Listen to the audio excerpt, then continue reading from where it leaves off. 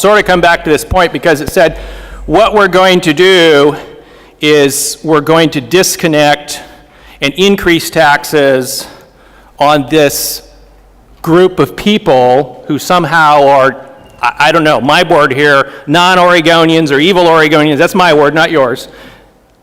And so who are these people? And, oh, by the way, we need to be fair so there's no double dipping and no seconds.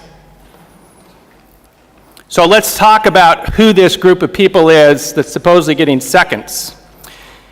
I originally put a floor letter out there, and I apologize for that because, I was hopeful that somebody would come to their senses this morning, so I didn't start preparing for the floor till late this morning.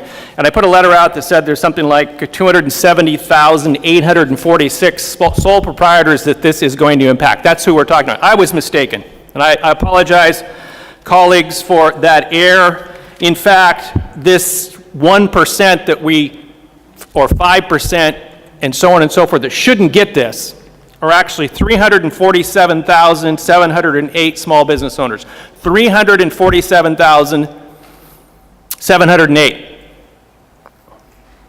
And I hate to say this, I actually agree with the carrier that, we probably shouldn't have seconds, we should have one consolidated policy. And the second speaker mentioned that the grand bargain was out there and it doesn't impact it, but actually that's not true. Okay? Because what the carrier said is we want to make sure that people in the grand bargain don't get seconds.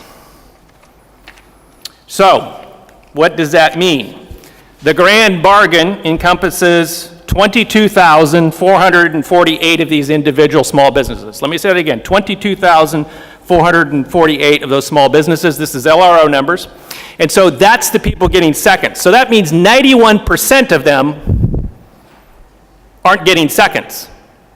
The leadoff was a complete error. I have raised this multiple times, and Mr. President, I'm frankly sick of the notion that this is really bipartisan because I have raised it, people know it, and people don't want to put it on the record, so we're doing it right here. So we know what this bill does, and that is that it raises $1.3 billion on Oregon small businesses. I had passed out, to make sure we understand who these small businesses are, a letter after the carrier spoke. And it has a extract from the Legislative Revenue Office on it, so it says pass-through tax rate reduction policy. This is the state of Oregon's policy. And it confirms what I just said at the bottom of the front page. It says that Oregon's policy covers 22,000 and some odd small businesses.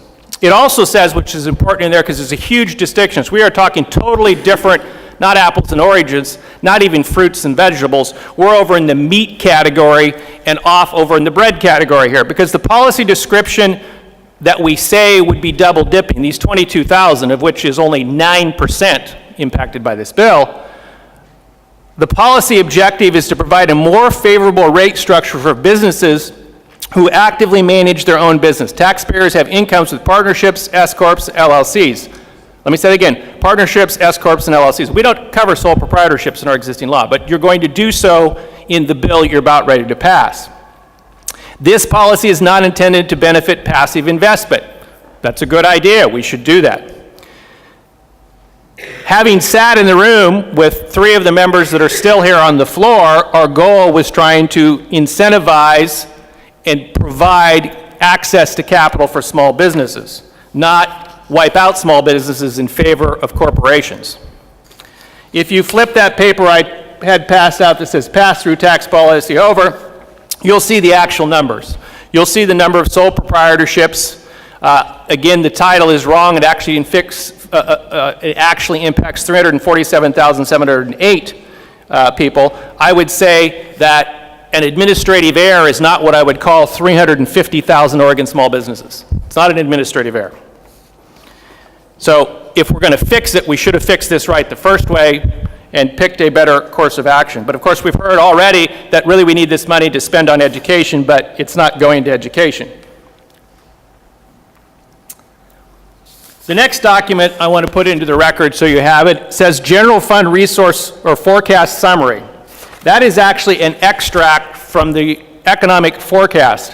When the bill first came, the A version came to the floor, those of us in the minority party said, hey, we should wait for the revenue forecast and we should determine what the revenue forecast is and see if we can build a policy that holds us whole, and we start moving forward with overall revenue form.